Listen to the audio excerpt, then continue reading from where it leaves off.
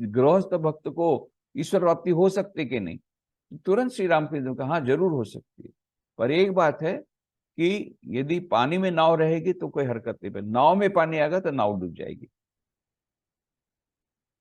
पानी में नाव रहे कोई प्रॉब्लम नहीं, तुम संसार में रहो कोई प्रॉब्लम, पर संसार तुम्हारे मन में आएगा तब तुम डूब जाओगे। मतलब संसार के प्रति अनासक्ति रख करके सब काम करो, इसी का नाम है कर्मयोग। अनासक्ति पूर्वक संसार करना। तो अनासक्ति पूर्वक संसार कैसे कर सकते हैं? उदाहरण देते हैं, बड़े घर की कामवाली के समान रहो। बड़ी घर की जो आया रहती, दासी रहती, बड़े घर की दासी, बड़े घर की कामवाली, मेड सर्वेंट है ना, वो जो मेड सर्वेंट रहती है वो क्या करती है? सेठानी तो खा पी के बहुत मोटी हो जाती तो काम नहीं कर सकती, तो मेड सर्वेंट है वही सब काम करती है, नौकरानी वो काम करती है। फिर वो क्या क्या काम करती है? घर पोछती है, झाड़ू पोछा देती है, और सेठानी का जो बच्चा है हरि, उसका भी लालन पालन करती है, उसको नहलाती है, खिलाती है, उसको स्कूल ले जाती है, और इतना उसको वो लड़का उनको इतना प्यार करता है वो मेड सर्वेंट को कि उसके बिना वो खाता नहीं है।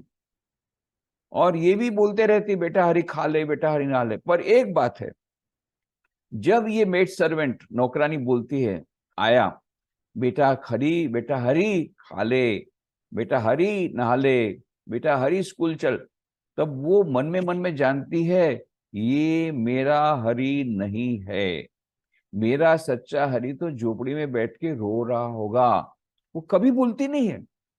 तो उसका फिर उसका उसका उसका फल क्या हुआ? फल यही हुआ कि एक दिन वो बर्तन मांज रही थी और एक प्लेट टूट गई। तो सेठानी को बड़ा गुस्सा आया, भाई मैं जापान से इतनी बड़ी कीमती प्लेट लाई थी, तूने तोड़ दिया, गेट आउट। एकदम गुस्से में आके नौकरानी तो हंसते हंसते चली गई, उसको तो दूसरी नौकरी चलकर मिल जाएगी। नौकरानी मिलना बहुत मुश्किल, सभी लोग जितनी बहनें मुझे मिलती है, हमको दूसरा कोई प्रॉब्लम नहीं, एक नौकरानी हमको दिला दीजिए बस, फिर आप जाइए, हमको और कोई नहीं चाहिए, एक अच्छी नौकरानी हमको चाहिए, और कोई प्रॉब्लम नहीं हमको, हमारे जीवन में वो कोई समस्या नहीं है, केवल एक अच्छी नौकरानी हमको दिला दीजिए, आप यहाँ से रवाना हो जाइए, एक ही प्रॉब्लम। तो मैं पूछता हूँ कैसी नौकरानी? जी बोले देखो हमको जो नौकरानी चाहिए ना, झटपट काम करे ऐसी चाहिए। झटपट झटपट काम करे, ये स्लो का धीरा धीरा काम मुझे पसंद नहीं। दूसरा है कि इशारे में समझे, होशियार होनी चाहिए, बुद्धिमान होनी चाहिए। और तीसरा ये है सामने कुछ भी ना बोले, जो बोले सुन ले, बस सामने कुछ भी उत्तर न दे, तीसरा। चौथा है 365 दिन में एक भी दिन छुट्टी न ले, और पांचवा है मिनिमम सैलरी ले। और ऐसी नौकरानी मिलती नहीं है, मिलती तो टिकती नहीं है और चली जाती। तो ये नौकरानी तो चली गई, अब ये सेठानी को नौकरानी मिली नहीं। तो अभी खुद काम करने गई तो कमर टूट गई, फिजियोथेरेपी का बिल आया 30,000 का, और वो प्लेट थी 500 रुपए की। बोले फिर तो पछतावा होता है, काहे को मैंने गेट आउट बोला। जो भी होगा, पर इसमें क्या हुआ, ये जो बच्चा था हरी, वो अभी बोला मैं स्कूल नहीं जाऊंगा, अपनी माँ के हाथ से खाता नहीं है, माँ के हाथ से स्नान नहीं करता, उसको तो बस वो नौकरानी में अटैच हो गया, वो उसकी आसक्ति नौकरानी में हुई। पर नौकरानी का कोई अटैचमेंट इससे नहीं। क्यों? वो पहले से जानती थी ये मेरा हरि नहीं है। जब भी बोलती थी बेटा हरि खा ले, बेटा हरि नहा ले, बेटा हरि सो जा, वो जानती थी मेरा हरि नहीं है, मेरा हरि तो सच्चा मेरे झुपड़े में रहो।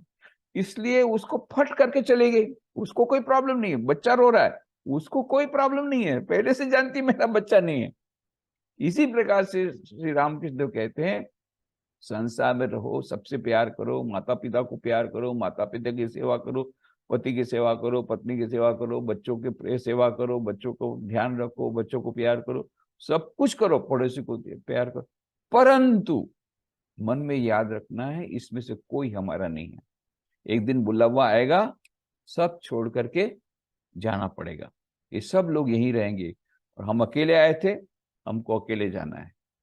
तो आसक्ति नहीं होनी चाहिए, आसक्ति नहीं होनी चाहिए, प्रेम होना चाहिए, सेवा की भावना होनी चाहिए, कर्तव्य हमको अवश्य करना है। संसार में जब आए हैं तो जो हमारा कर्तव्य, एक आप गृहिणी, आप माँ हैं तो बच्चे को संभालना चाहिए, आप पत्नी है तो पति की सेवा करनी चाहिए, आप पति है तो पत्नी की सेवा करनी चाहिए, माँ बाप की सेवा करनी चाहिए, सब कुछ करना है।